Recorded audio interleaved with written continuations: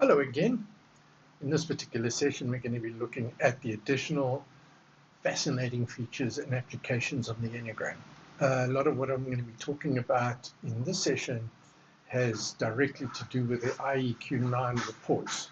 So the IEQ9 reports go into a lot of depth on these aspects of the Enneagram. And in this particular presentation or session, I'm really just going to go through the concepts at a superficial level just to introduce them to yourself. So let's get into the screen. The first one we're going to be talking about is the Hornevians. And the Hornevians are the social interaction styles which describe how people get what they want and need in everyday life. So it's the type how they strive to get what they want. There are three broad categories, as you see there on the screen: assertive, compliant, and withdrawn, and the types that fall into each one of those. So the assertive types, 8, 3, and 7, and if you think about the definitions of them, they move against what is in place to get what they want. So assertive, aggressive, expansive, and practical.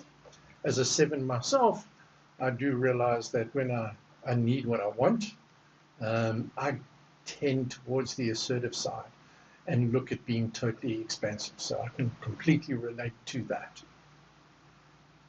If we look at the compliance styles, which are 1, 2, and 6, they move towards a solution. So they're compliant, holistic, idealistic, and abiding.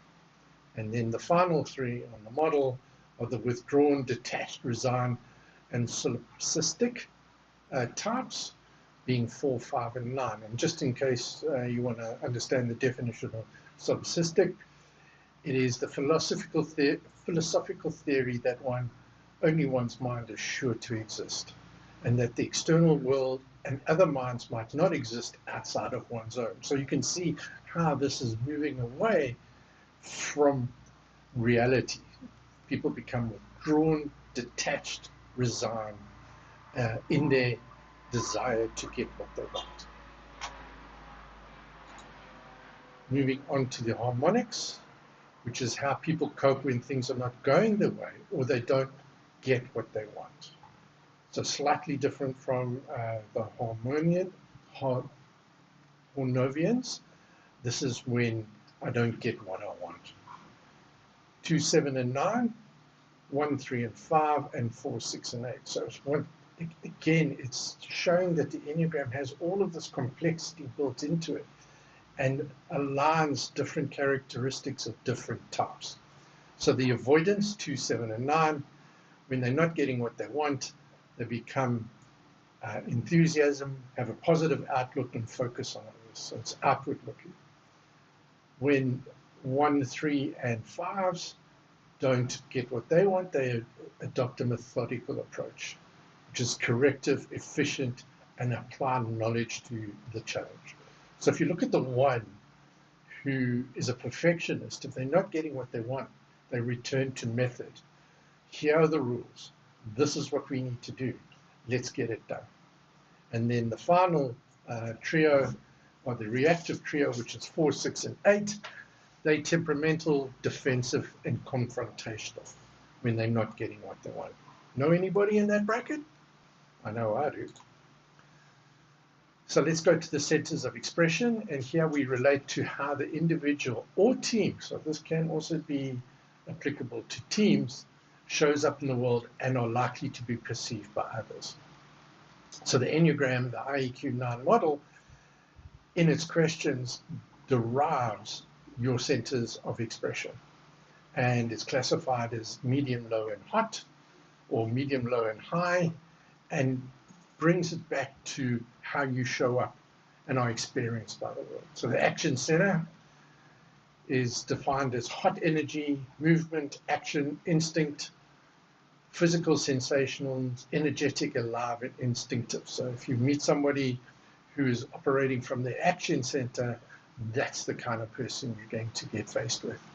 Somebody who operates from their feeling center, you'll feel their warm energy, the emotional side of them, their awareness, connection, related feelings, open-heartedness, inclusiveness, and collaborativeness of that person. And then the thinking center is much cooler. It's called cooler energy. And the types on this side exhibit cool energy, rationality, information processing, ideas, planning, analyzing, generating ideas, and understanding. The expression center doesn't relate directly to type. It's more a case of how these people think, do, and feel. And each Enneagram assessment indicates the level of centers of expression. So if you do the IEQ9 assessment, the report will show you these kinds of results, showing you where you think, you do, and you feel from. Then we get to the centers of intelligence, which relates to the higher transformation that is possible when the head, heart, and gut are aligned. So if we're able to align our head, heart, and gut, we formulate a strong sense of intelligence coming from one of the three areas. So body intelligence is grounded and alive. Heart intelligence is receptive, open-hearted, and authentic. And head intelligence is quiet, spacious, and trusting. A lot of you, I think we've all heard the term gut feeling.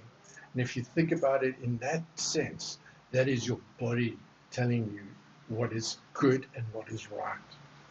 So if we high in one of these intelligence, it doesn't mean necessarily that it's a good thing. So for example, high action, okay, can be purposeful and powerful. So if we have a very strong body intelligence, which is high action, that can be purposeful and powerful, or it can be scattered and frantic. So an intelligence center is one that is balanced across the three intelligences. Sounds complicated, but in the report it is greatly explained, or explained in great detail. Also in the feedback session, we delve a lot into these intelligence sessions so that you gain a full understanding of what it means. When we talk about the wings, these are the types on either side of our core type, and we have access to our wings. So as a 7, I have access to my 8 wing and my 6 wing. And essentially I am open to moving into some of the characteristics of both of those types. In most cases, we have a stronger wing. My stronger wing is an 8, and I think I've already reflected on that, is that when challenged or when under pressure, I move a little bit more into my 8 side, so I become a little bit more controlling. So that's how the wings influence our core types. Similarly, there are the lines of stretch and release within the Enneagram. So in the diagram, this becomes very clear. It's all the lines in the middle of the diagram. So if you look behind me, see all of those lines. That's what we're talking about over here. And they represent alternative perspectives that balance our core type. You'll see the reference there of stretch and release, and that you can delve into in your own report. But what it allows us, and what the takeaway is that these lines allow for paths of growth within ourselves. So for me, once again, taking myself as an example, as a 7, I am linked to the 1 and to the 5. And I know, for example, that to help myself get grounded because of my monkey mind, a lot of the time I use my path to the 5 to help myself be where my feet are and to focus in on an issue. So almost to withdraw, as you know, one of the characteristics of the 5 is the ability to withdraw into their own mind and look at the detail. And so often as a 7, I use the growth possibility for myself is to move into that kind of area where I delve into detail and make sure that I have a deep understanding, and that helps ground me in what I do. Similarly, in stretching out to a 1, often when I find myself being a little bit under pressure, I revert to rules. So that's where that comes in now.